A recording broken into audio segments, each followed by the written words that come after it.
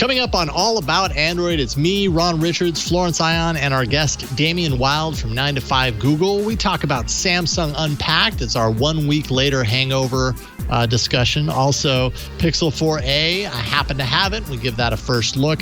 Android TV feature drop happens, as well as a bunch of little feature drops for a whole assortment of Android devices. Pixel 4 and 4 XL is donezo. We've got your email and a whole lot more next on All About Android.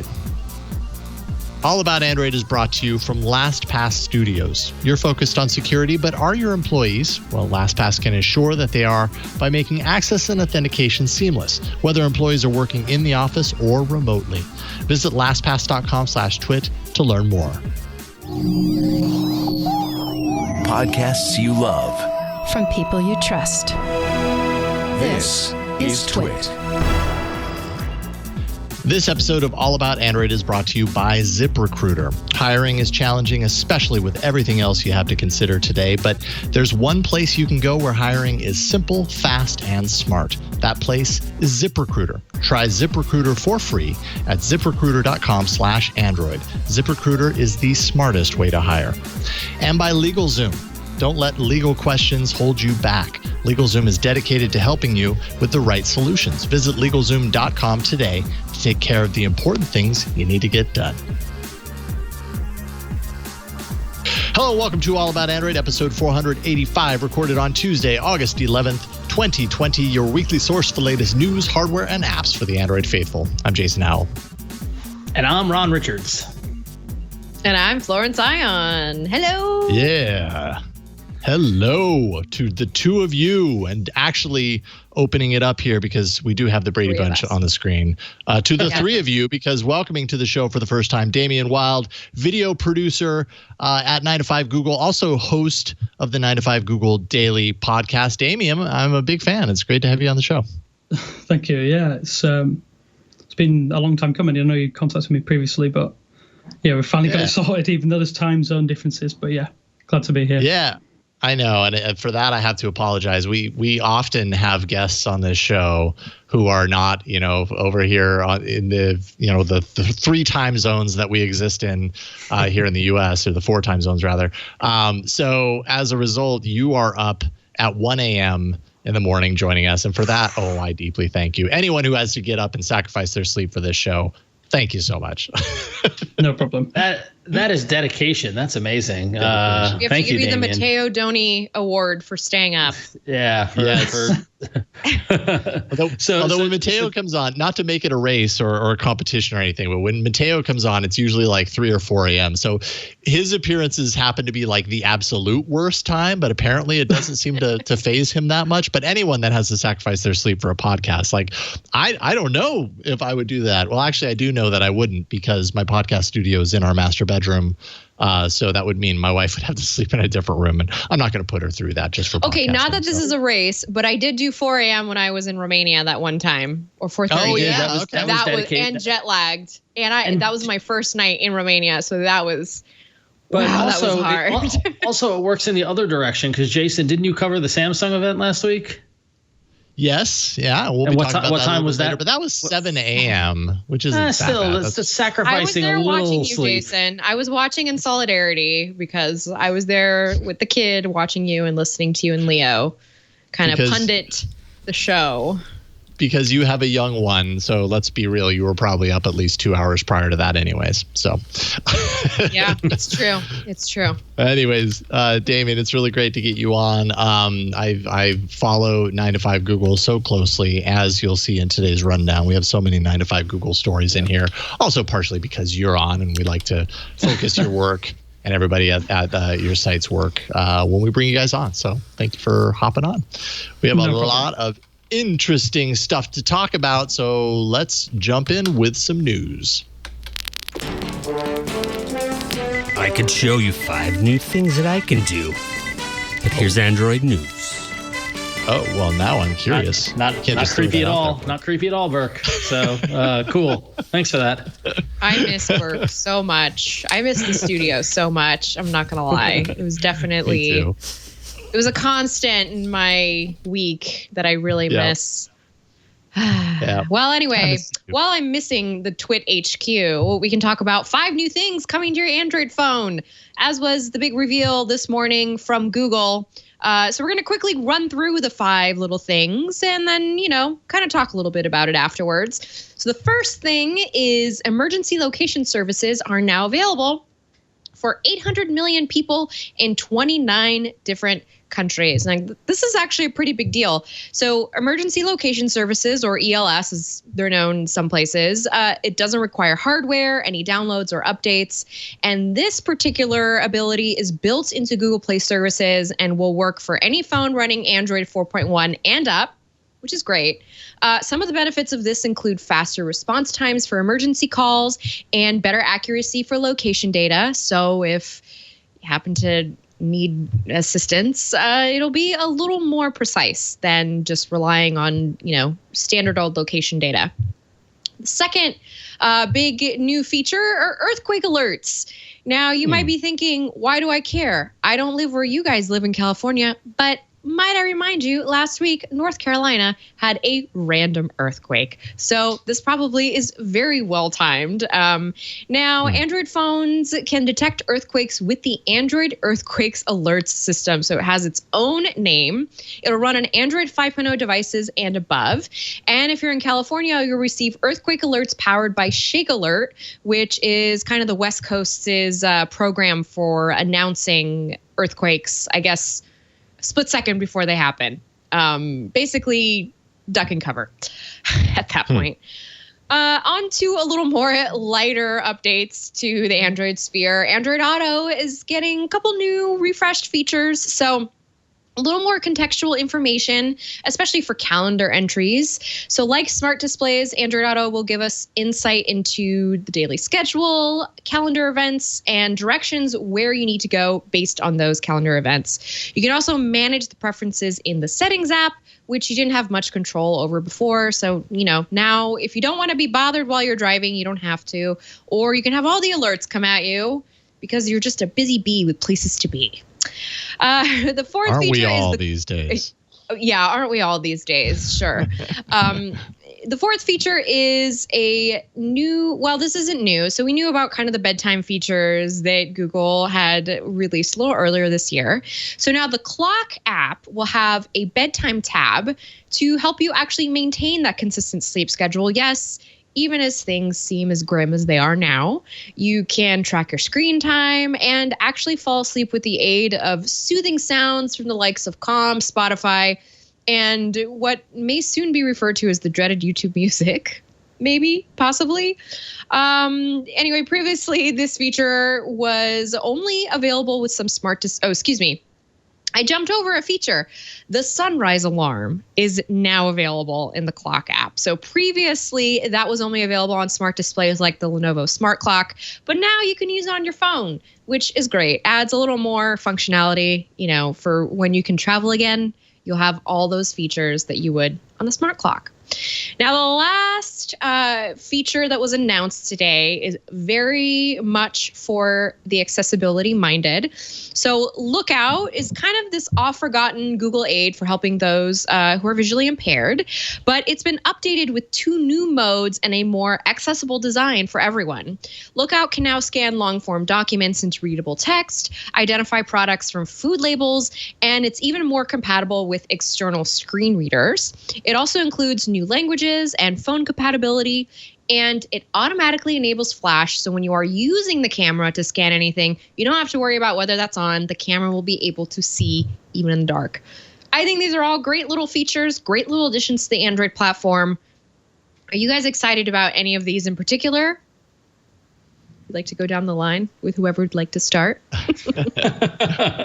I think living in California, the earthquake alert system is very interesting, using the accelerometer of like a whole sea of devices to get at least a split second or maybe faster. I'm not really quite sure how that's that's all we can ask for with regards to an earthquake alert. I'll take any advance warning I can get. Exactly. I did want to add just very quickly, I was thinking about this with regards to the COVID tracing feature that they had built into Android. And I know that was also an iOS thing, but it made me think on top of the emergency location services, just how many little things can be added to the OS to kind of make this, I don't know, it's kind of nice to see this being added to the operating system. And it's making me wonder, why the heck was none of this in there before, kind of thing, Yeah. So I don't know. I feel that a lot with some of these like piece by piece updates that happen. It's kind of like, oh yeah, that. Yeah, my initial like instinct is to jump to that couldn't have been that difficult to put in there. Why didn't they do this before? But of course, I realized like I've never actually made anything like this before. So that's who am I to say? That's also the kind of tech that we're like, oh, we're living in the future. We should have, and so it's kind of, I kind of made me scratch my head that it's 2020 and we're just getting this, but still, Exactly.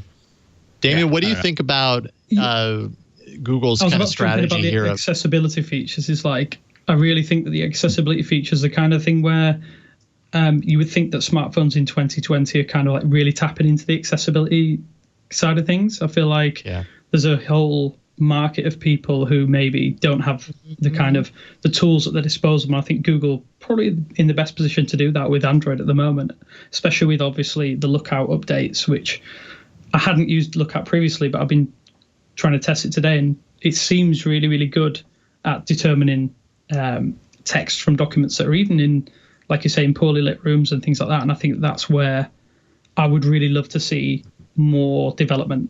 And that's, to me, the accessibility side of things is where it's most interesting. Obviously, I live in the UK, so it's kind of earthquake alerts are not something that are going to be something really particularly useful to me. But hey, you say that now. #climate change. You never know. I'm just saying. I don't know if that's climate change or just a tectonic shift change, but it's all connected, man. All connected. I'm kidding. I know. True, but I'd like to see as well. It'd be interesting to see the accuracy of each particular device OEM and things like that. That'd be kind of interesting to see if it's just if it's like you say, a sea of devices that are able to detect when an earthquake is incoming and things like that, or if one particular manufacturer is able to kind of be more accurate than others, because there will be false positives, I'm guessing, things like that. So yeah, it's really, really interesting to see, like you said, Jason, how things are kind of getting segmented and then updated one by one rather than an entire OS update. Yeah, we're seeing this more and more. This of course addresses many different versions of Android, right? Like I feel like usually when we see this, it's preceded by like Pixel update, because they have the whole Pixel kind of feature drop, I guess is what they're calling it. But this is kind of like a feature drop for everyone, which is kind of neat. It's also in advance of the official release of Android 11. So one question I was wondering when I was reading through this is, we had Dave Burke from the Android team on a couple of weeks ago, and he alluded to the fact that we don't know everything about Android 11 yet, that there were going to be some feature announcements coming up. I'm wondering if these are the feature announcements. Obviously, they don't tie in directly just to Android 11 specifically. They're for many different versions. But do you guys think that this is what he was talking about, or should we expect more? Because these are updated through Play services. So these aren't Android 11 specific. Exactly, and they're not Android 11 specific. By the way, eating boba while doing the show is a very bad idea, and I apologize in advance if I choke. Anyway. Oh, don't choke. Don't choke. No one should choke on this show. It's okay. My takeaway was that these are not limited to Android 11 phones running Android 11. That these are good. These are things available to any phone running Android because they're Google Play services based, or at least the majority of them. So I assume hopefully there's more to come with Android 11. Yep. Although I don't know, that's probably a pretty good segue to our next story, which is the Android 11 Beta 3. Which is the final release ahead of the official release, is out. So if there are any tricks up their sleeves, they've got the final release to unveil them. But at least for now, with this latest Beta 3, Damien actually covered the biggest features in a video on 95 Google, so everybody should go check that out. But of course, big features are absent because it is so close to release. So there's nothing going to be total game changer in this one. There's a lot of refinement and tweaks and stuff like that. But there are some last minute features, and we'll do a quick rundown. And then I would love to hear more from Damien about this. But the ability to force 90 hertz on the Pixel 4 returns. That was ejected in beta 2 due to screen flickering issues, so they seem to have fixed that. A slightly altered power menu when lockdown mode is enabled. So that's also something that's new.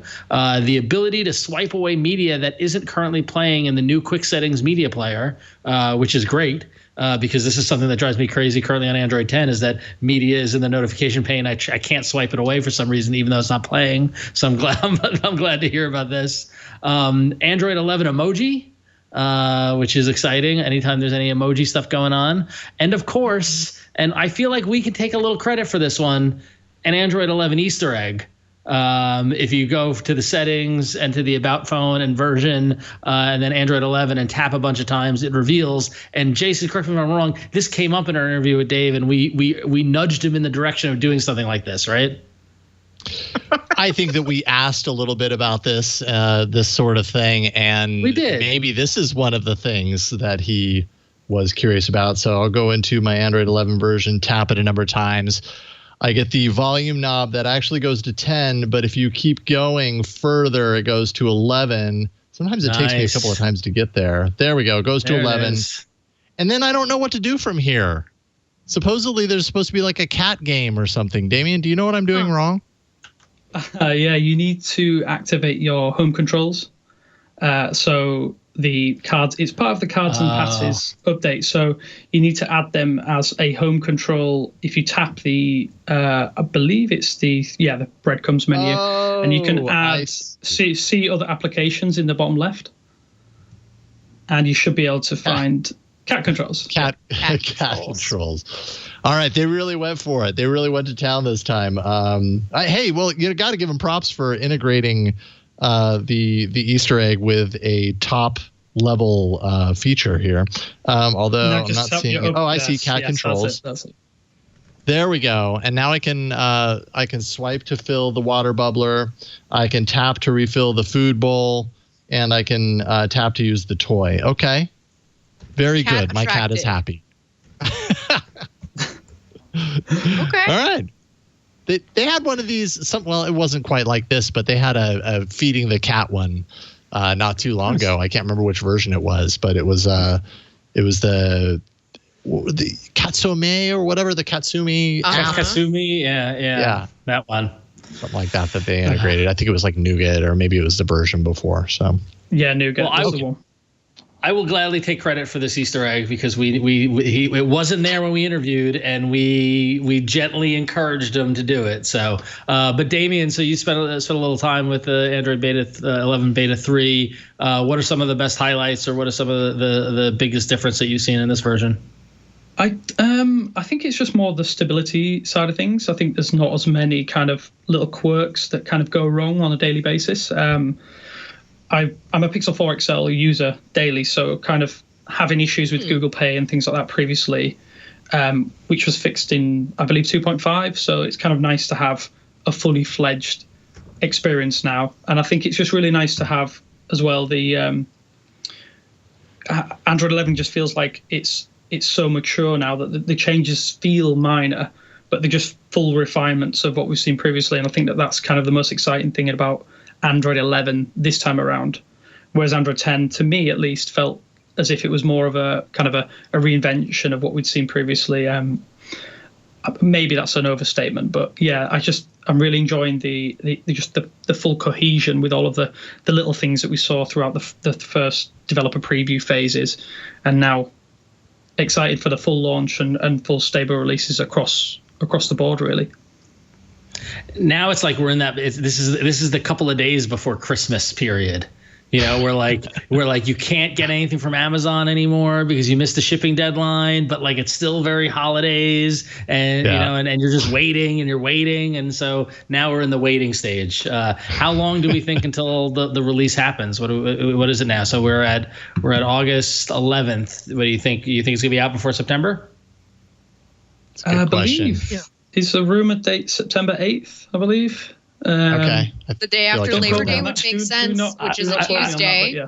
I just almost said it would make more sense to do it on the 11th, but then I stopped myself because that would not be very nice. but then I said it's okay. They can do it on my birthday. I'm happy with that. True. I can be the good thing that happened on that day. Yeah, you are the good thing. Yeah, there was some sort of a leak or something that happened. I know what you're talking about, Damien. That seemed to point to September 8th. So, yeah, long story short, we're probably not waiting very long. And then what really happens then? Well, the majority of Pixel devices will get it.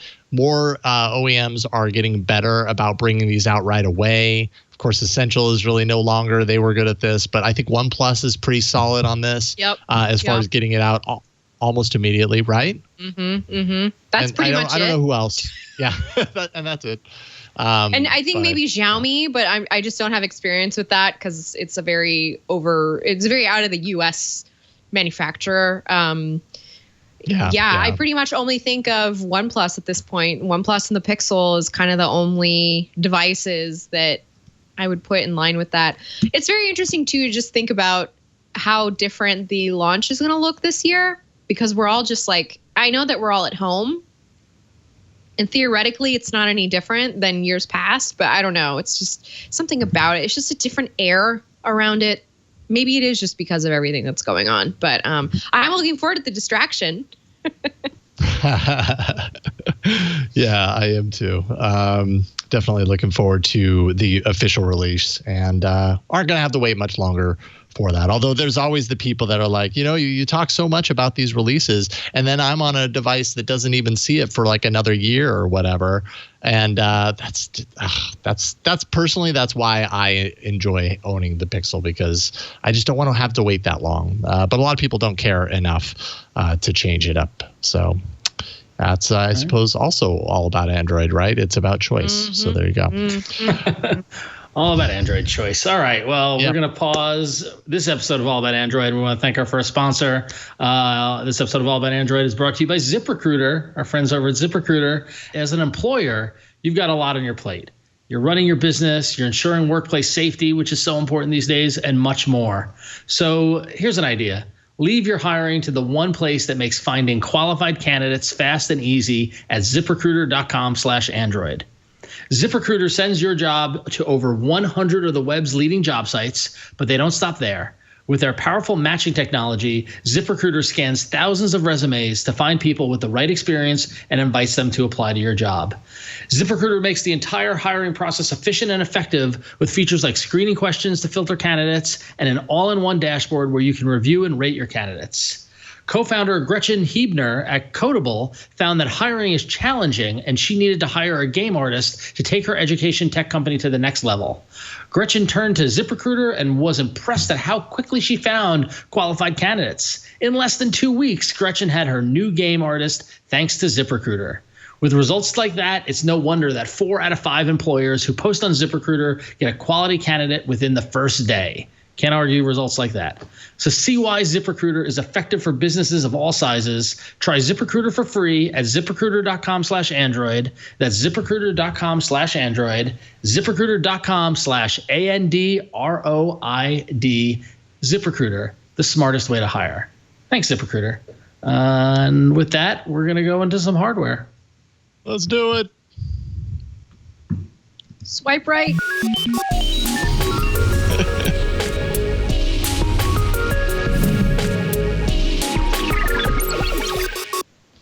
All right. Last week on the show, we talked about the news that the Pixel 4a had released, or let me back up, not released. It had been announced. It's going to be released on August 20th, I believe. So you still have a little more than a week to wait if you want to spend $350 on a very mid-range device by Google. And then I ended up getting a device, the Pixel 4a, like a day later. So it came a day late to miss the show, unfortunately. It's our life story here at All About Android, by the way. I know. It's just the way it goes. But I have it. I've been playing around with it. I'm going to be giving this the full review treatment on Hands on Tech next Monday. But I've been playing around with this Pixel 4a quite a bit. I mean, I've got my SIM card loaded in there. I've been relying on it. And so far, I mean, I feel like the reviews have been incredibly positive on this, as they were to the 3A last year. And as I definitely consider 3A one of the best phones, in my opinion, of last year for a variety of reasons. This phone is right there as well. Like, I got to say, I'm pretty verklempt. Like, it's just been a great device, and I haven't really missed not being on my 4XL as a result. So just real quick kind of like first look, it has the plastic unibody design that is really kind of, I don't know, dull, I suppose, but you're not buying this for style points, let's just say. It still kind of has the pixel quality to it, but it is a plastic unibody design. I took it camping and definitely got jostled around a few different times, and it took a beating, and I couldn't really find any marks on it. I thought it was a good kind of endurance test while I was camping to rely on this. I was pretty happy with that. 5.8-inch AMOLED 1080p display, 60 hertz refresh, so they're not doing anything fancy with like a high refresh rate or anything. Has the Snapdragon 730 on the inside, 6 gigs of RAM for $350. I feel like that is incredibly reasonable. And then 128 gigs of storage. So you don't find multiple configurations of the Pixel 4a. It's just this one configuration that I have in my hands right here. 12.2 megapixel rear facing camera, single lens up there, f 1.7 aperture, and then an 8 megapixel front facing camera, which is the little hole punch camera up at the top. And then, you know, a little bit of the extras like the headphone jack. So it has an analog headphone port up at the top, USB-C, bottom firing speakers, 18-watt fast charge. And yeah, I mean, this phone is, if you've been considering waiting for the 4A because you knew that the 3A was as solid as it was for its price, well, then you're probably delighted to know that this is $50 less than the 3A was. So it's $350, and it gets most of the things right. And on my early review anyways, it gets most of the things right that it really needed to land, right? The camera's great, it's svelte, it's light, it takes a beating, the display is sharp, the battery life is excellent. So I'm going to give this a full review here very soon, but I just wanted to kind of get this on the show briefly and just say, like, I'm really enjoying using this device and I don't miss my other device. And I know from my perspective that when I'm using a device and I find myself not missing, like not wanting to go back and be like, but I just want to go home, then it's a good device, and I'm pretty happy with it so far. So yeah, that's the Pixel 4a. You guys got any experience or any questions with it? I gotta admit, seeing it up close like this, it really does seem like the 2020 Nexus 5. Yeah, right. You know, it's simple, understated, black, just, you know, it gets the job done. It just, you know, like, I don't know, it does have echoes of that. Yeah. Yeah, it has the fingerprint sensor on the back. I will say, like, I've actually kind of missed the face scanning that I have on the Pixel 4 XL. I realize how solid I feel like they've dialed it in on the 4XL. Having said that, I don't mind having a rear-facing fingerprint sensor at all. I definitely prefer it over the in-display fingerprint sensor, so I'm happy that they went with that. It's nice to kind of, it feels a little retro because, and it doesn't take long for things to fall into retro land. It wasn't very long ago that we had rear-facing fingerprint sensors on everything. But yeah, and also like the feeling of the phone, kind of when I first took it out of the box and put it in my hands, like it's just a lot smaller. It kind of felt like my instant reaction was, oh, this feels like a Nexus phone from, like, you know, the days of yore. So for whatever that's worth, but I don't know. I think it's a pretty nice device. So did they have to just make it in black? They could have just throw a color chip into the manufacturing liquid, just make it. Well, I mean, they have a color power button. It's like a very, very, very light kind of blue. I don't know if it even comes out. Like it looks white. Yeah, it looks white on that. But in person, it's kind of like a very light turquoise blue.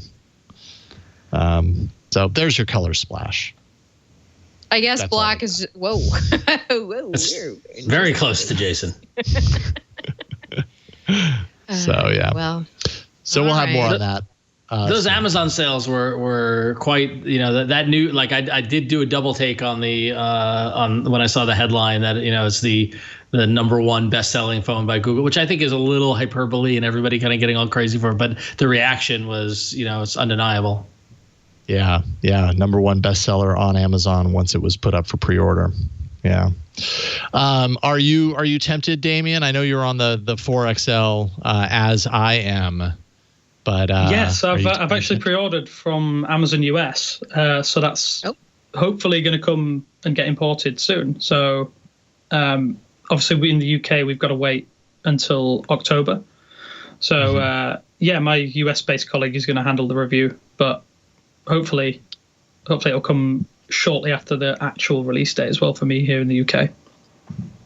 Right on. Now, are pixels a thing in I apologize, I'm not like totally privy to this.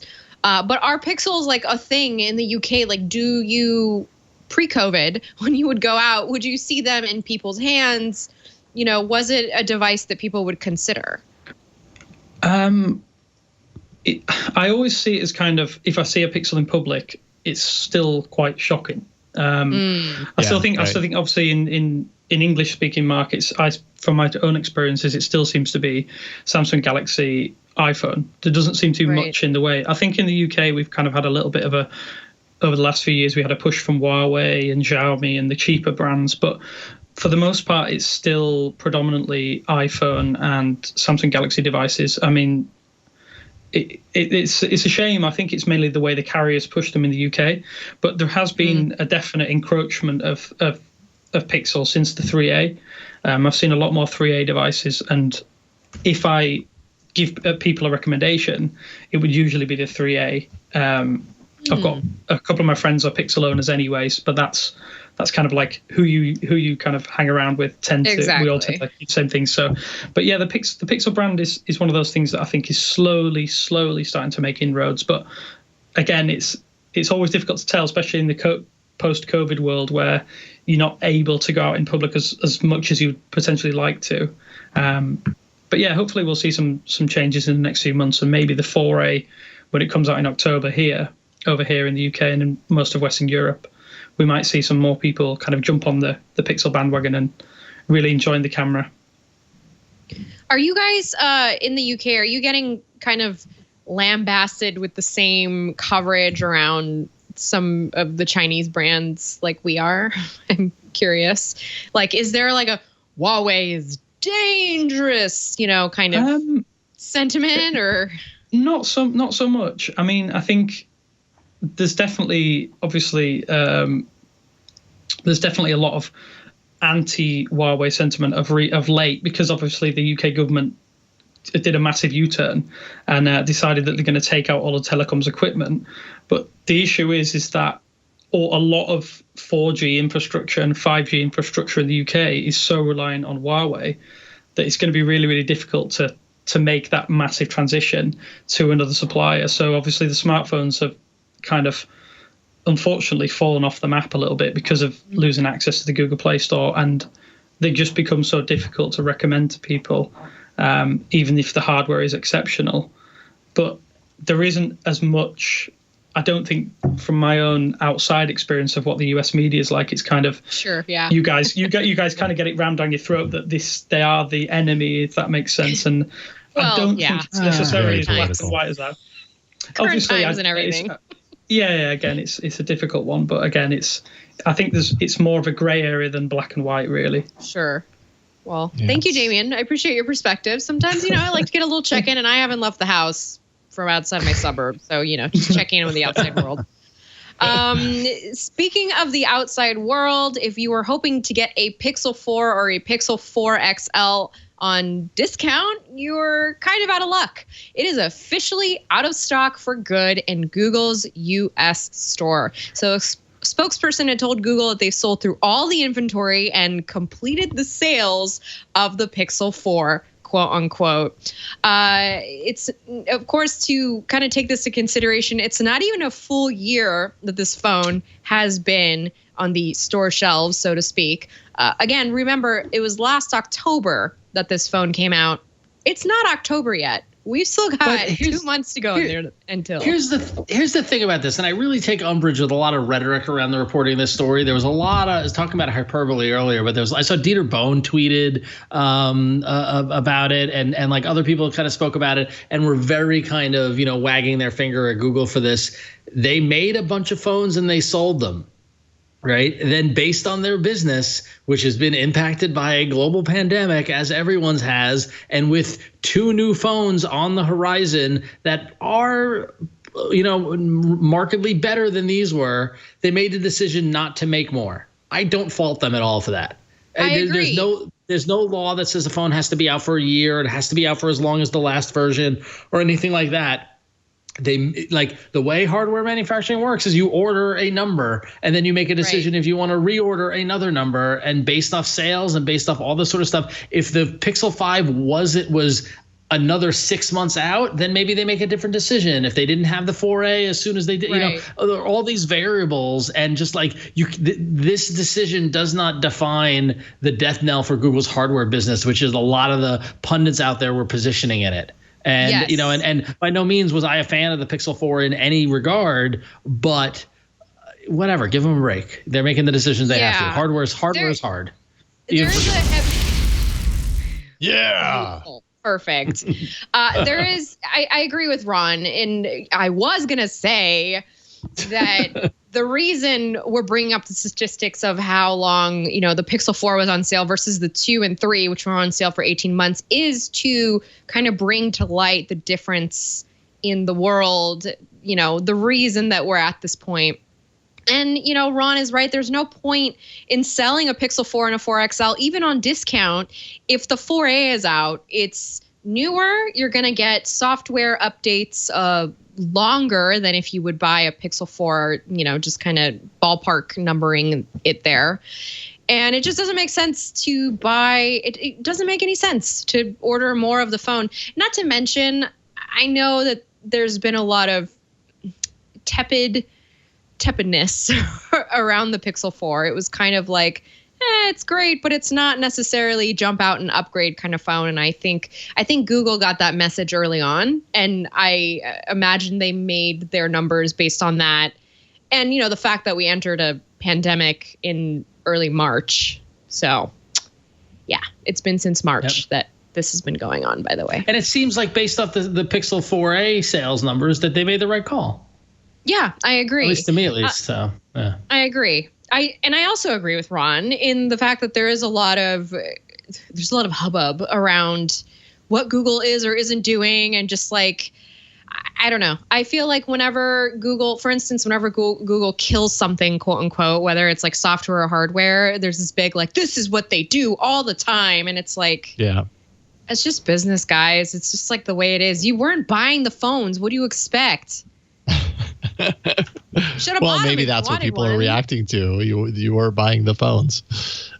People, I'm just saying that would be the flip side. Is, well, there you go. People weren't buying the phones. That's why we're making a fuss over it. It's like why they didn't make any more of the Google Clips. People weren't buying the Google Clips. Except me. So true. Yes, so true. I've almost forgot about the Google Clips until I'm still using it, 2 days ago. I had a conversation about again. Google Clips with somebody. You have yours, yeah. Ron, I knew you would. Have you been using it? Yes, I have. The app still works and everything. So. Wow. Nice. I tried to use the HTC Re, by the way. I went into, just slightly off topic, I went into my hardware bin because I've just been at home apparently finding ways to procrastinate. And the Re has not aged as well as I thought it would. So that was a bummer. I definitely forgot about the Re.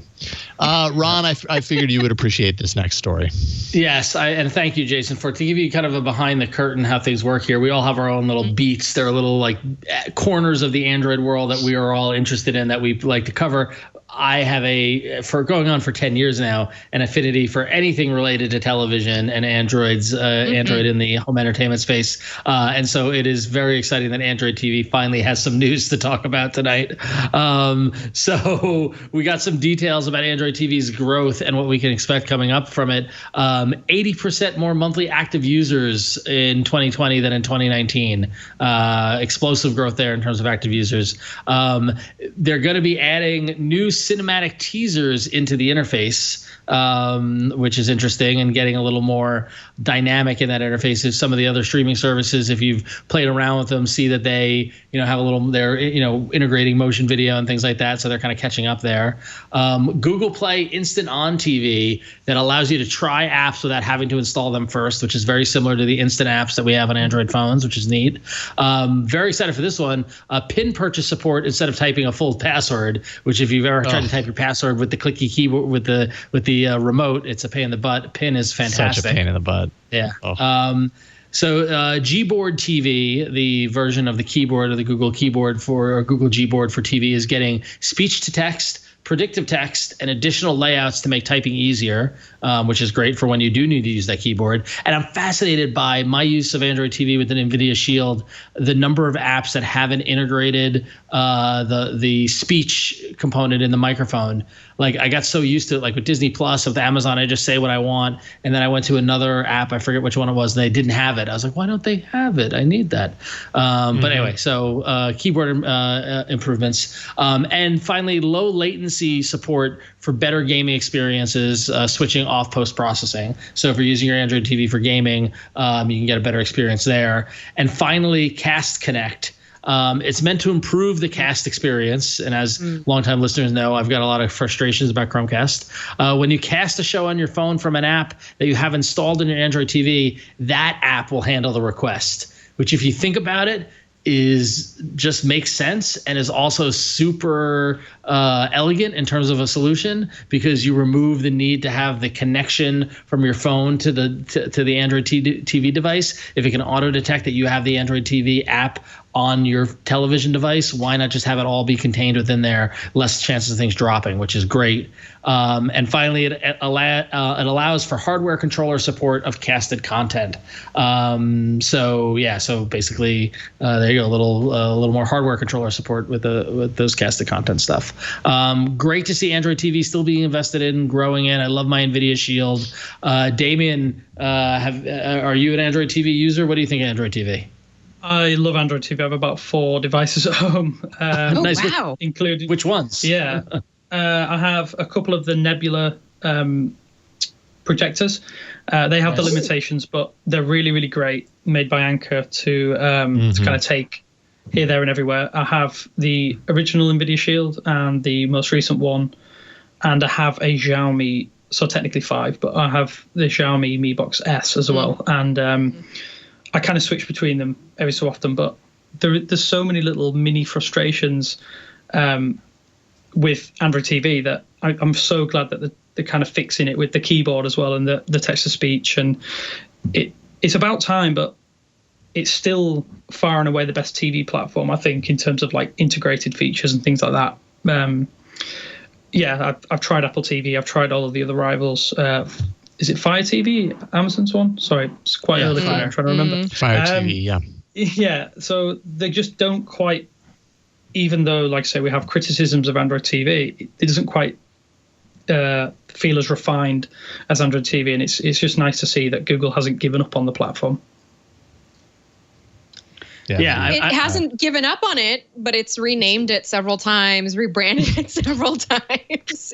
Sooner or later, it's gonna stick. It's reinvigorated it. Yeah, it just keeps going back to the drawing board. It's like that perpetual project that you just never put down, and you just keep like, Yep. But we're benefiting from it. I mean, the NVIDIA Shield remains one of the best living room devices that you can have to this day. So, and yeah, it really is great, and it's kind of fascinating to me when I think about how hailed the NVIDIA Shield is, because the way Android TV is designed, the UI is basically the same amongst all devices. So it's really interesting to me that the NVIDIA Shield is called out as a specific good best case example of a UI interface that is basically the same on all different platforms. It's just the NVIDIA Shield does so many things so well and has such a longevity to it.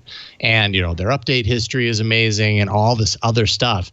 It's just they do it right. And somehow they do it right, and it's such a great device. So it's definitely worth getting if you're wondering what is the device that I get to really kind of show Android TV as excelling as a platform. That's the one that you get.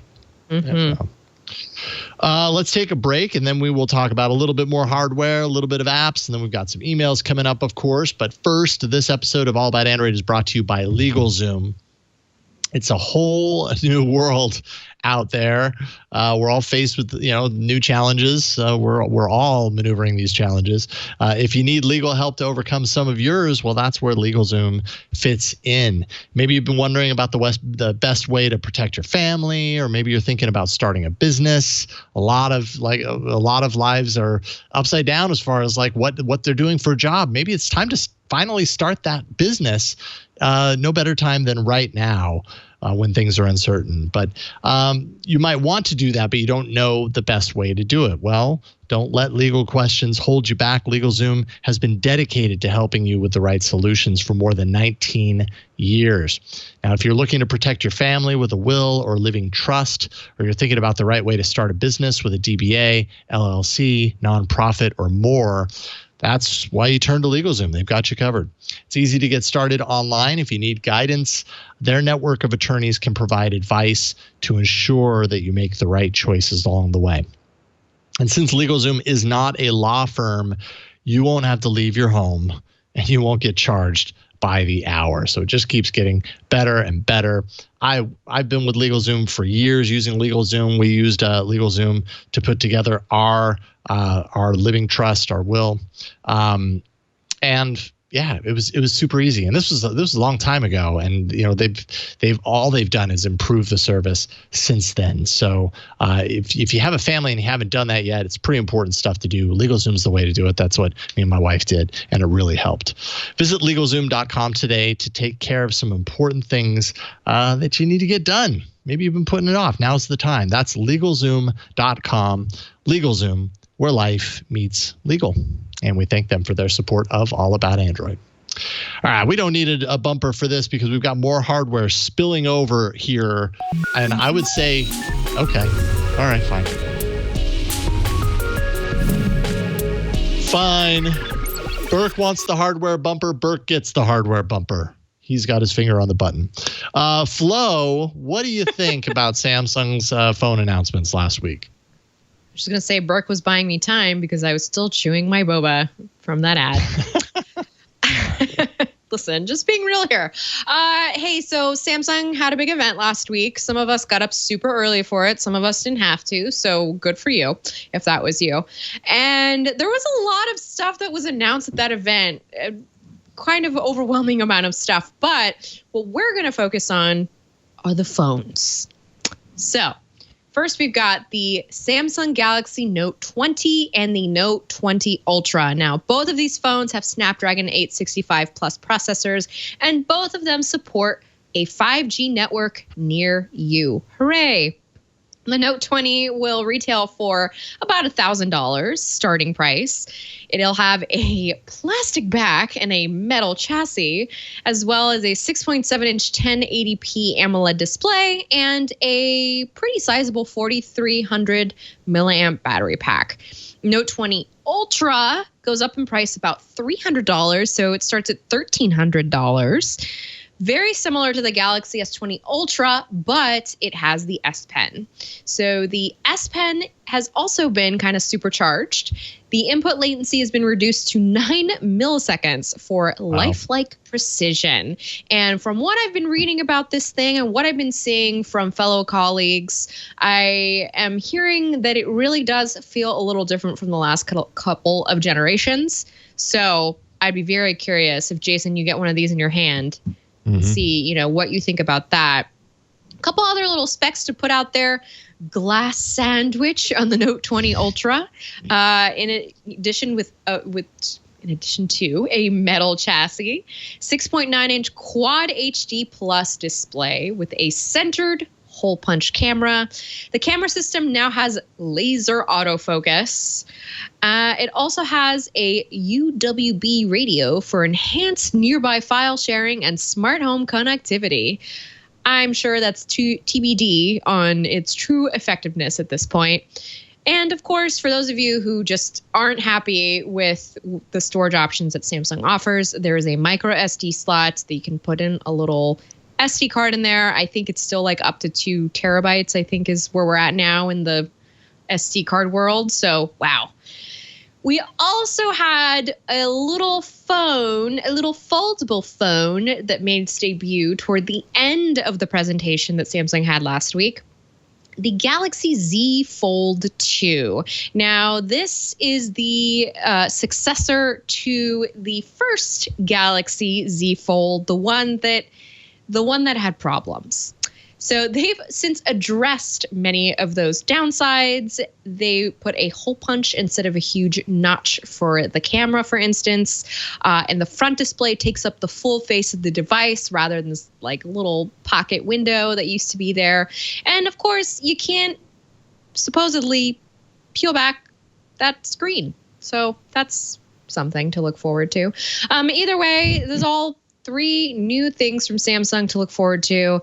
And of course, it's worth noting, and I've been reading a little bit about this too, Samsung planned all of this before we're going through what we're going through right now. So if you might be thinking, oh my God, $1,000 for a phone, $1,300 for a phone. Remember, this was all blueprinted at a much different time with a much more optimistic outlook ahead. So it'll be interesting to see how it performs. Yeah, so I think a couple of interesting things, and I'm really curious to hear everybody's take on this. The Note 20, the $1,000 device with a plastic design, 1080p display. I mean, we're talking, it was not very long ago that $1,000 was like a redonkulous price for the top of the line device. It's still a redonkulous price. It is still a redonkulous price. A lot of money. But now suddenly we're getting what some people might consider lower premium or higher mid-range spec sort of higher things, right? Mid-range at $1,000. $1,000 is. No, I'm not talking price. I'm talking the features for that price. For $1,000, you're getting the plastic back design. And I know there are always those people out there that are like, yeah, but I still love plastic and everything. But it seems like most phones in this price category are glass back. I'm not saying it's right or wrong, just pointing out a fact. And then a 1080p display on a $1,000 device. I don't know. There's just something weird with that price and some of these features. Does anyone else agree? Tell me why I'm wrong. I agree. That's why I got very sorry to jump in before everybody, but it's just like it frustrates me that we're at this price point and that the idea of mid-range would come to your mind to categorize it, because I've been looking at lower priced gadgets the last couple of weeks because of some of the work I've been doing, and there's a reason that it's priced the way that it is. And this is just, you might as well just say Samsung, this is their premium line. They should just say that. And it really is, although now these foldables seem to be a different category of premium. But Damien, Ron, like how do you feel about these phones? Damien, were you following along with the announcement, or are you a Note fan? I was a Note fan. Weirdly, I had everyone up until the Note 10 Plus last year, and I just think the convergence of the S line and the Note line meant that it just makes it a really difficult buying decision. I think the pricing as well, the pricing structure this time around is, I mean, the more I think about the $1,000 or the €1,000 or £1,000 pricing, it seems ridiculous on face value, obviously, given the S20, the standard Note 20, specifications. But I think if you're going to use a device, and potentially, I'm not sure what the in air quotes average consumer does, but if you're happy to keep a device for 2 or 3 years and you go top of the line, then $500 a year, for instance, on a $1,500 phone is probably not far off, is it? It's probably not that drastic. But I think, like I say, the sticker price is always going to be putting people off. But I do not know what the strategy was with the Note 20 this year. It just seems really convoluted, even more so than it was last year with the S10 and then the Note 10. It just, do you want an S Pen? No, stick to the S20 line. I don't really know where else to go from that, really. Samsung's been a bit confusing this time around, but I'm going to hold it up for the Z Fold for us Europeans. The Z Fold 2, Z Fold 2 looks phenomenal. It feels like they've learned more from the mistakes with the original, but then just made the same mistakes with the Note 20. So sometimes you just got to wonder what Samsung are doing. They're only human. They're not perfect, right? I mean, it's Samsung, right? It wouldn't be something if there wasn't something to talk about here. I was going to say the Note. I have nothing really to say that hasn't been said about the Note.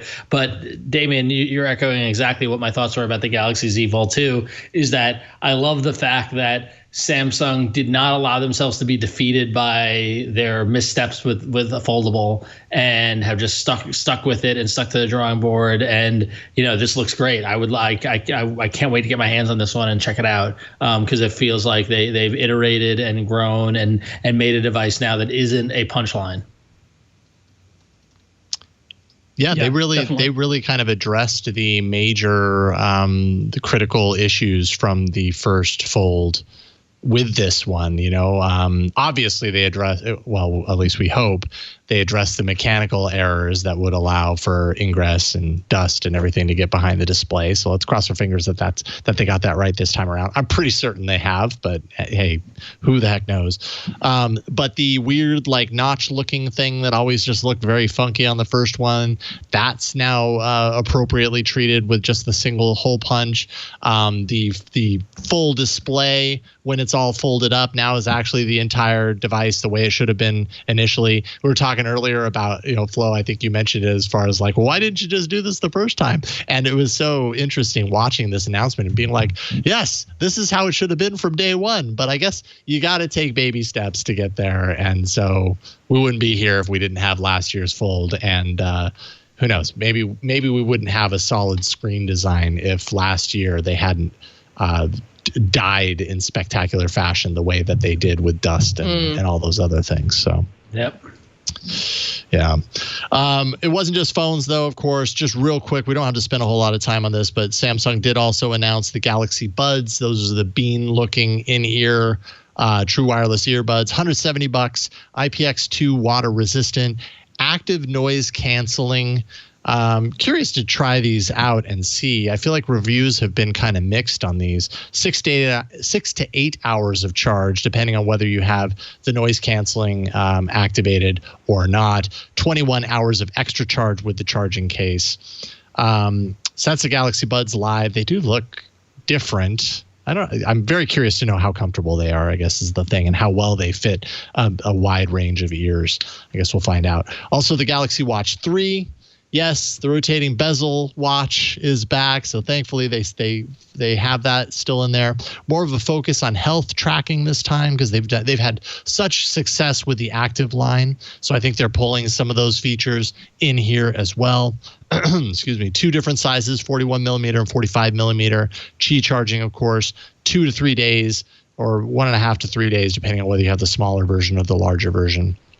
And then finally, we don't talk a whole lot about tablets on this show these days because there really aren't a whole lot. And there's even less Android tablets that are like premium Android tablets. Samsung's really the only one that comes to mind that's really doing this with any sort of conviction with the Tab S line. And so they've got the Tab S7 and the Tab S7 Plus. Snapdragon 865 Plus, so yes, 5G supported. The S7 has an 11-inch LCD panel display. The S7 Plus is a 12.5-inch OLED display. Both support 120 hertz. So I think they were saying this is the first.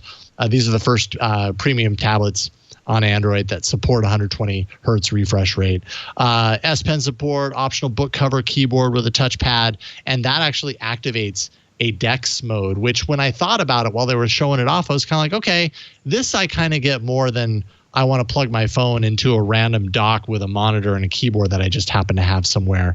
Like, at least with the laptop case, it is truly a tablet when I want it to be a tablet. And then I snap it into this laptop case that doesn't take up much space in my bag, and it turns into the DeX version of that tablet. I don't know. Something about that makes more sense to me.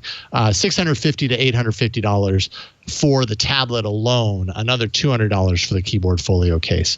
Any of these devices kind of have you guys excited or interested? Curious.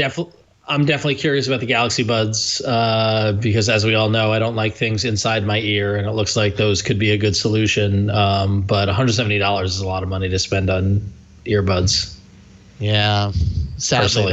that's a pretty standard price for true wireless earbuds, and especially with active noise canceling.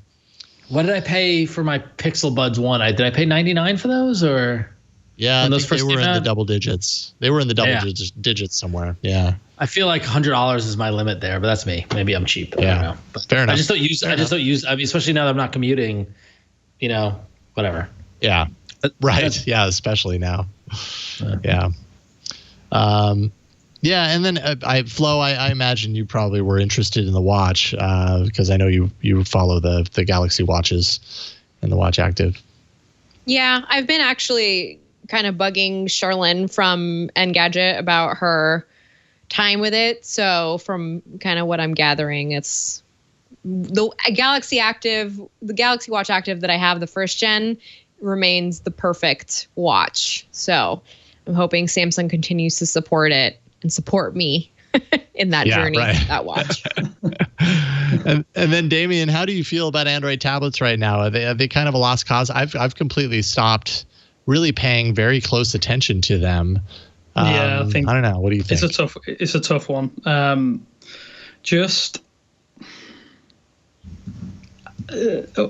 What can you do on an Android tablet that you're not going to do on a reasonably large Android phone screen? So, I mean, I picked up the iPad this year. I've never owned an iPad before in my entire life. I just gave up.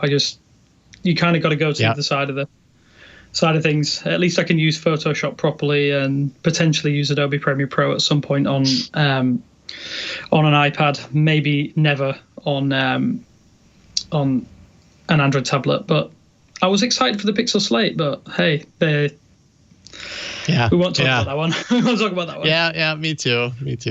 I actually used it for quite a while, but then I ended up switching back to my Pixelbook, so I suppose that speaks volumes. All right, so that's Samsung's fun event from last week. I will be getting the the Note 20 Ultra whenever it starts shipping. So I have that on order.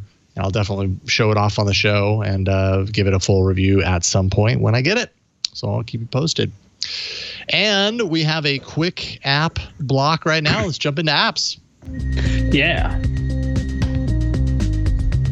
Oh, yeah. Brought to you by Ron. Brought to you by me. So a couple of interesting things. This app that I wanted to spotlight for you this week caught my eye because at first I was like, okay, we've been talking a lot about file transfers because as we all know, Google's rolling out their answer to AirDrop, right, and that sort of thing. But as we also know, Android 11 is coming, and that would be a part of it. But not every phone always gets Android 11 that quickly, and there are phones out there that won't get it, and all this sort of stuff. So what about all of us that have earlier versions of Android that want to be able to transfer files in an AirDrop kind of manner? And so I was like, all right, well, what options are out there? Then I stumbled upon the app we're going to talk about tonight called Dodo Drop, Dodo Drop Secure File Transfer. And apparently I was doing some reading on it. And a couple of weeks ago, we talked about how India and China are having a skirmish and India banned a bunch of Chinese-based apps. Well, apparently from that action, there has been a explosion of app development out of India. And this app, Dodo Drop, was developed by a 17-year-old kid in India as a replacement of a previously used app that he used that was by a Chinese developer. So I love the idea of, in a vacuum, this kid in India who's like, I like to transfer files with my phone wirelessly. Oh, no, I can't. Well, I'm just going to make my own app. And guess what? It's actually pretty decent. It's actually pretty good. So it's called Dodo Drop. And here I've got it up on my phone if, Burke, you want to show my screen. So when you open up Dodo Drop, you got to go through all the permissions. You got to give it access to your file system and all that sort of stuff. And as we all know, as we go into our settings, the key thing that we have here is that there's a dark mode. So you can turn on dark mode if you want, and that will have the app go dark. I'm going to keep it on light because it's a little easier for our friends watching on video. But when you do it, you set up in the settings. You give your phone a device name. So I'm going to just call this Ron's. Ron's. There you go. And basically, what happens is that there is a file explorer within the app, and it allows you to search through your files. You can go through internal storage or through a Dodo Drop folder or through your documents, downloads, music, and photo directories, similar to any kind of other kind of standard Android file system. And when you go on transfers, you have two options. You can send or receive. So if I'm going to send, I need to choose the file that I'm going to send. So and here in the browser, you can go through apps, your files, musics, photos, or videos, which is great. And I don't really know why the photos aren't loading in there, but I'll go to music. I've got some random thing, and so we'll do that. Looks like a podcast file. So we will choose to send that. And so now what you can do is you can add devices to transfer to it. And so you can choose a device to transfer to the phone. And what you can do is you can show a QR code. And what that does is it allows you to start a direct hotspot on your phone that is independent of the Wi-Fi system that you're on or anything. And am I still broadcasting there, Burke? Are you still getting that or no? It looks like you're not. Let me restart that. So, un momento, stop. So for those watching a video can see it live here. 1 second. Live demos. Screenleap crashed. I apologize. It happens. Damien knows. Anyway, all right. Well, so we'll just. It looks like Screenleap has died. So, but what happens is that in the app, you can set up a direct hotspot using the Wi-Fi in your phone that another device can connect to, and then you can seamlessly transfer files very quickly, up to 480 Mbps, whatever per second, meg per second. And I was testing it between my two phones earlier, and the files were just snappy. They were just going very, very seamlessly, very quickly. It also has what's interesting, almost like a text transfer. There's a little area in the app where you can write text messages and send them to whatever device that you're connected to, which is kind of funny, and I don't really know why it's there. But because the core function of this is the ability to securely transfer files from one device to another, and all the other device needs to do is scan your QR code and then get connected, and then it all works. So so it's very cool. It's very interesting. 17-year-old kid did a pretty good job. So definitely check it out. Dodo Drop Secure File Transfer. If you're looking for a way to transfer files, if you're not running Android 11, if you don't want to use Android solution when it comes out, or if it's not compatible for you, you're looking for another kind of option, Dodo Drop is worth checking out. And I was super impressed, not only by the initiative, but also by the execution. So very cool. Nice. An alternative to Android's nearby sharing, as it were. Dodo Drop. Nice pick. 17 years old. When I was 17, I was not making Android apps, but I was also, it was also 1994, and I should have been if I had only known. Yes, you should have done differently, Ron. Otherwise, you wouldn't be on this show if you had done that, though. Your world would have gone in a completely different direction. So we're happy that you didn't, Ron. I was programming in Turbo Pascal in 1994. There you go. Badly. All right. Badly. All right, we're going to jump into email, AAA@twit.tv. You can also, by the way, leave us a voicemail. We don't get a whole lot of voicemails, but if you want to do that, 347-SHOW-AAA. Chuck wrote in to say, well, I did it. I moved everything from Play Music to YouTube Music. Now for the big fail. I work around the house and in my garage workshop without carrying my phone in my pocket. I don't want to get it damaged. To control the music, I use my Wear OS watch to jump to the next song or to pause the player. While Google Play had a Wear OS app, YouTube Music does not. I guess after all these years, I'll be searching for a new music player. Bummer. And it's true, as Google Play Music goes away, so does Control in Wear OS, but YouTube Music at this point anyways does not. Now, Spotify, Pandora, iHeartRadio, there are other music and audio apps that can be controlled there. However, YouTube Music right now, so far, cannot, and that's strange. I have to imagine they're going to add. They need to add. Of course. Flow shared an article that's earlier. Ars Technica did a thing on Google acknowledging some of the shortcomings of YouTube Music and doing work to catch it up. And I gotta imagine this is the kind of thing they're going to do. I don't know. I still haven't finished my transfer because I'm horrified that I'm going to lose everything, and I just don't have the time to untangle it. And meanwhile, the clock is ticking. So I don't know. I had the experience over the weekend. I was camping and I was sitting out in the stars, stargazing, looking for meteors shooting through the sky, meteorites, and I ended up using YouTube Music to go in to search by artist to get to albums. And I had that frustrating experience with YouTube Music that I just absolutely hate, where you go in through artists and you find the artist, and then you go in there and it's just like an unsorted random list of all their songs, instead of giving you, okay, there's the artist, now here's all their albums. And I just want to get to the album. So the only way that I can do it then is to then go into the albums view, which is every single album in my library, and scroll until I find the album for that artist. And there we go. Now, it's just so backwards and weird. Damien, do you have as many frustrations with this whole YouTube Music transition as we do, because we can't shut up about it on this show? I did initially, yeah. And then I decided to swap back to Spotify again. I was an early adopter of Google Play Music, and I had about 15,000 tracks on Google Play Music. Luckily, I got the opportunity to transfer them to YouTube Music, and then I don't think I've listened to a single song that I own or I previously owned because of the frustrations of, as you just said, trying to find a particular album, trying to find a particular track, and then I'm a real stickler for having album art and things like that. And if it didn't have it initially on the initial transfer, it would bug out, and maybe I wouldn't have album art for 3 or 4 days until the original transfer finalized. But yeah, the transition's been difficult, so I just decided to go back to Spotify and just create a brand new account and start from scratch. Yeah, I think a lot of people are going to be doing that probably. Harsh. Yeah. Yep. It might get there. It might get there. It might. I don't know. I keep giving it the benefit of the doubt.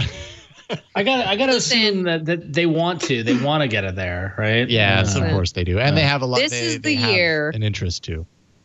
This is the year that we're gonna go back to having our own digital libraries that we curate. I'm saying goodbye to algorithms. I'm saying goodbye to memory hogging apps like Spotify, because oh my god, that app is so heavy on the desktop. Yeah, this is the year we really need to reclaim our individuality. I've said it before and I said it again. It's not perfect, but PlexAmp, if you have a local library, that's exactly what I'm thinking of.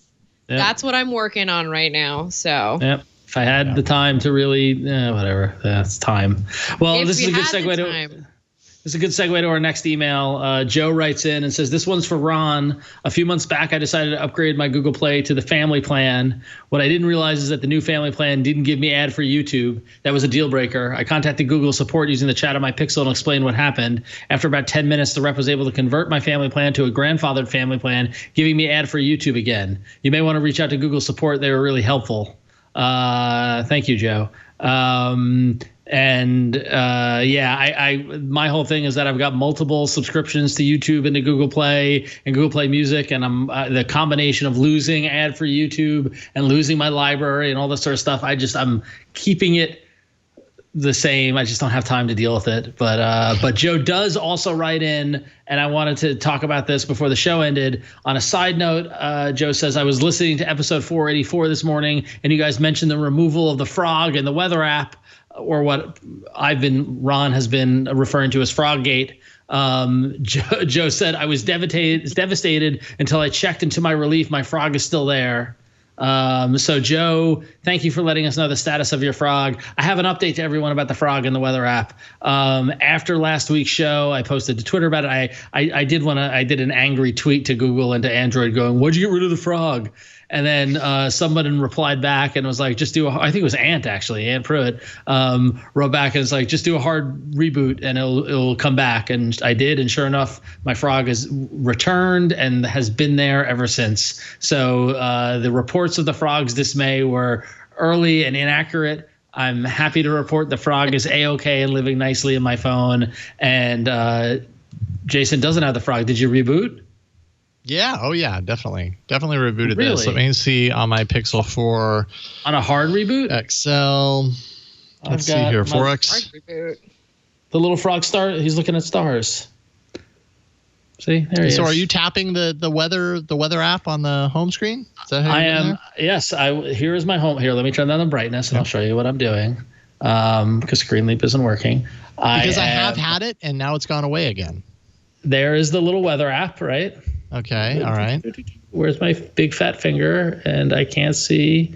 And I tapped the news by mistake. Anyway, so I'm tapping the weather icon, and I get the little froggy guy looking at the stars, and it's 81 degrees. And listen, and also just so everyone knows, to do the show, Burke makes me turn my air conditioning off. It is currently 81 degrees in New York City, but feels like 88. So there you go. And that's with humidity, everyone. That's with humidity. Yeah. Thank you, Burke. So, but anyway, the frog, if you're not seeing the frog, do a hard reboot, shut your phone down, let it sit for a couple of minutes, and then do that. It's not a restart. You can't do a restart. It's got to be a hard reboot. Okay, so it's not a restart. I got you. All right. Yeah, no, it's got to be a shut the phone down and then come back with it. Okay, I'll try it. The frog is too important. It's too important so not important. to. It's an important frog. So, or as someone on Twitter who wrote back to me and said, it's actually a hard ribbit. Ah! Oh, that's good. Yeah, love it. All right, Flo. Oh, whatever, Burke. Flo, you've got the last over one. my head, too. Hey, guess what? I have the honor of reading the email of the week. Hey! There we go. So the email of the week this week comes cordially from James Gowdy. James wrote in, I have noticed that when a new Samsung device gets reviewed, nothing is ever spoken about the update policy.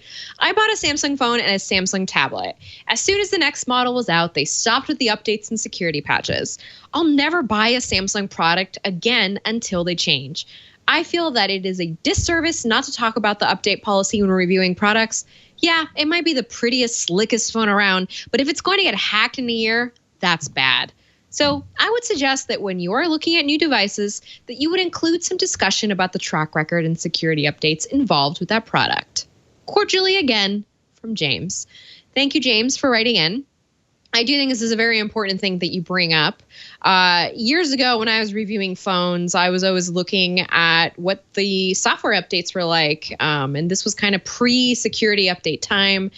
And I feel like now, I mean, we were just talking about this, a mere half hour ago, that it really feels like if you want the latest software in the Android world, you need a Pixel phone, or the next tier is OnePlus. And that's only because OnePlus has really marketed like that ability. It's really has a proven track record for that.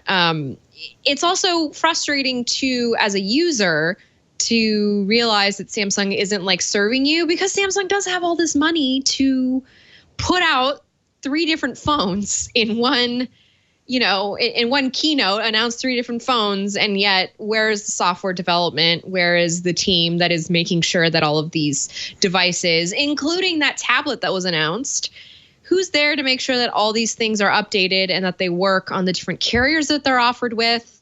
It's just, sometimes I feel like the best thing that could happen would be for these manufacturers to come through and say, here is a universal standard for software updates that we want to put through as third-party manufacturers. Like, maybe that's a pipe dream, but I just imagine, I feel like that would be the next best thing, because I know Google's doing so much on their end to ensure that the manufacturers follow through with software and security updates, but we're seeing a different kind of track record from the manufacturers that we talk about on this very show. It's true. It is what it is. It's true. And we talk a lot on the show about the importance of updates. So I think it's a fair point, right? Like when we review and take a look at phones, it's good to at least understand what the history has been around updates to be able to point to it. I always, my knee-jerk reaction is to defer to the handiwork of J.R. Raphael, friend of the show, over at Computer World and the Android Intelligence blog. He does a report card for updates, and his latest one was Android 10 upgrade report card. Can't remember when he published this, but even looking at this, right, like Google gets an A, OnePlus gets a B, Samsung is at a D plus firmly. Says 0 out of 10 points for poor communication at the very least. 106 days is the length of time to upgrade for the upgrade of Android 10 to reach the current flagship. So Android 10 is released, and almost 4 months later, the update is finally rolled out. One would hope that this improves over time. Samsung has stated that they're committed to 3 major OS updates for every new flagship, starting back with the S10. What's that? I'm sorry to interrupt. It's just they're committed to it, but like, when is it coming through? When? Because a Chromebook, for instance, those things are getting updates for years and years. You can go to the Google support pages. You can look your specific model of Chromebook, no matter when you bought it, and see when it expires, and it gets updated in the background. We're not getting that same treatment with the phones that, they're more proliferated. Like we need to. It's a frustrating thing, and I've been on this show for going on 5 years now, and the same time that we're talking, the same thing we're talking about over and over again. Yeah, indeed. I wonder though. Sorry to interrupt, but I wonder how much of that is due to the fact that Samsung is still trying to push their One UI software skin. So there must be some development of their third-party skin that is preventing them from pushing it as quickly as they possibly should. I wonder. I don't know. Don't have an answer, but it'd be interesting to actually see if Samsung's R&D on their software side is really hindering their ability to get updates out the door. Well, because it's no question, like of OEMs out there, Samsung is a very customization heavy skin, right? And they've improved it. I feel like Samsung has come so far in improving their skin. It used to be the TouchWiz, back in the TouchWiz days, man, I hated their skin. Now it's actually pretty reasonable, but there's a ton of stuff in there now that's features, and a lot of people rely on those features and want that variety. And I mean, it's the kind of OS skin that you really have to you have to be in there a lot in order to find all the hidden nooks and crannies and features and everything. Everywhere you turn, there's like a new feature, and that's great from a feature perspective. But I think you're absolutely right, Damien. It probably slows down everything on the back end for updating to the next version, because there's all of those different aspects that have to play nice with the new version of Android coming in. So, I guess the question is then, are we able to give a Samsung a pass for that, considering the value that they're offering through those features? Or is it, value. That's great, but that's a choice you're making at the sacrifice of user security, usability, all this other stuff? I don't know the answer, but those are the questions, that I think James is kind of referring to here. I think some of it will be just a case for Samsung wanting to have the limelight when their update drops. I don't know if anyone's even thought of that. It's just something that's kind of coming to a head now, that Samsung will kind of be holding back and risking user security is beneficial to them, because they have an update window that is set back from the rest of the industry. So maybe they get a lion's share of coverage and I don't know, fan, not pushback, but kind of the fans will like the fact that they've got their update when they've got their update. As you said, they've improved recently in recent years, but from the hardcore perspective, it's not good enough, is it? But it'd be interesting to see what hardcore Samsung fans think if they don't mind waiting, risking a little bit of device security for their update to come later down the line with more potential features on the table, and on how Samsung's marketing strategy kind of fits into that. Yeah, indeed. Interesting stuff. Well, James, thank you for being the email of the week. Got some discussion out of that one. That's pretty good. Yeah, we did. I know. Yeah. That's why James got the email of the week. All right, cool. I'm happy that we. Yes, thank you, Burke. Don't get too excited though, Burke. We're done. We've reached the end of this episode of All About Android. What a great episode it was. It's always so much fun talking with people who love Android as much as we do. And Damien, such a pleasure getting you on, man. Thank you for sacrificing your sleep for us tonight. We really appreciate it. No problem. So if people want to follow you online, obviously your work is on 9 to 5 Google. You are writing as well as producing video. I feel like you put up a couple of videos a week, and then you have the podcast as well. If people want to follow all the stuff that you're up to, like, what would you tell them? Follow it. I suppose do me a favor and subscribe, and just subscribe to the YouTube channel and subscribe to the daily podcast. It's not as in-depth as All About Android, but it's a little bit of a tidbit and maybe a bite-sized chunk of Android news of the day. Right on. If they want to follow you on Twitter, where can they do so? Yeah, that's at I am Damien Wilde. So just my name. Make sure there's an E in the Damien as well. AN is not correct. Oh, okay. But they DAMIAN. No, it has to be an E. An IEN, and then an E at the end of Wild as well. So yes, you're very E-heavy. Yeah. Thank you, Damien. It's a pleasure getting you on. We'll bring you back here real soon. We appreciate it. Awesome. Thank you. Awesome, thank you. Ron, what do you want to talk about? Not much. I think we're at the end of the show. Just go to twitter.com/RonXO or Instagram.com/RonXO and follow me. That's all I got this week. I just live for the Android. So wow. That's a light tease there. Thank you, Ron. Turn back on that air conditioning, by the way. Yeah. I'm just waiting for the wrap up. All right. Flo, what about you? Okay, I'll try not to keep this long. I got a new toy. I got a Tamagotchi. So that is a thing that happened in my life. It's amazing. How much time are you spending on that? Well, right now I just use the bathroom, so I'm cleaning that up. And when I'm not taking care of the Tamagotchi, I'm writing. And recently I wrote about Chromebooks. Right now I'm writing about mechanical keyboards. And I'm writing about so much stuff in the next couple of weeks. There's a lot of stuff coming from me. You can just stay tuned to florenceion.com, which I kind of did like a quick little, new layout there last week. And I still have the Ask Flo. If you want to send me a message, ask me some questions. I've been putting away some of those questions to answer. It's just I've got a lot of stuff to get through these next couple of weeks. So, yeah. Right on. Thank you, Flo, for all you do. And thanks to Victor and Burke for all they do. Victor working behind the scenes to turn around this episode. Burke working behind the scenes to push buttons and play sound effects for us and occasionally talk.